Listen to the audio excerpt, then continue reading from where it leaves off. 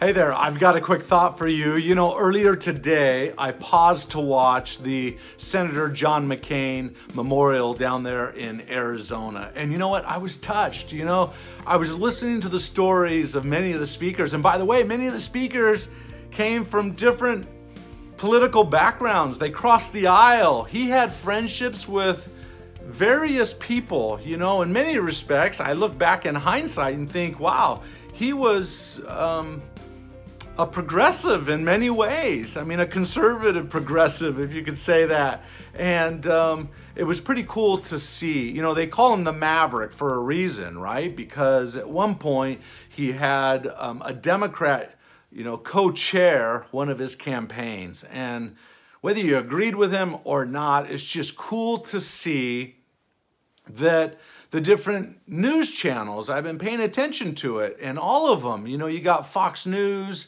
you have MSNBC, you have CNN, to name a few. And you know what? They've all treated Senator McCain really well. A lot of heartfelt tributes have gone out to him. And I think, wow, what a great model for our country. You know, it's very divisive right now, right? It's a zero-sum game. It's either my way or the highway on both sides of the aisle. But what if we could figure out what we all agree on at a higher level, the higher values, and see if we can find a win-win situation in terms of a solution. But here's the thing in terms of John McCain that stood out to me.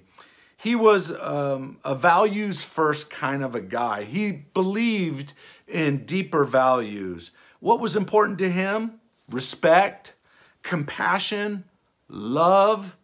And also one thing that he became very clear as I was watching the different media channels was his love for God, family, and country. And that really resonated with me as I was listening to it, because it drew my mind onto this book I wrote, Return to Robinson Island, which is the Swiss Family Robinson sequel. And in it, I wrote the author's notes. And if I can get to it quickly, here we are. I get to the author's notes, and I give a little bit of the backstory as to how did this come about? Why did I write this book?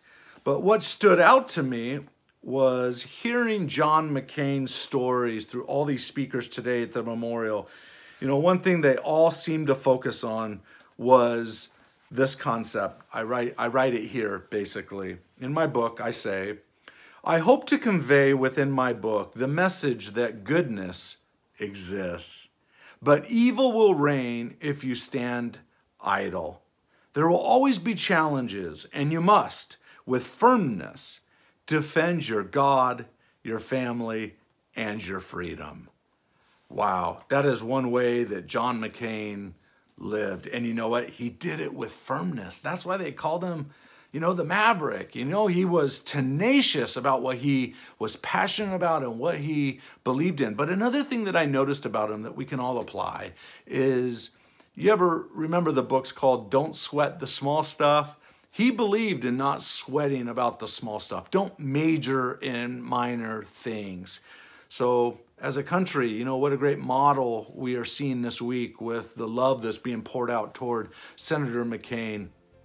Wow, if we could move toward that spirit, wow, how much better I think we would all be as a country. Listen, this is not a political message. This is a message of love. It's a message of God, family, and country. May we all stand firm in the passions and the beliefs that we have, but like any good marriage, any good relationship, seek to find ways where not necessarily compromise, but we can find shared values and work out a shared solution. All right, I wish you the best, and may the best be with the McCain family at this time. My heart goes out to them. Bye-bye.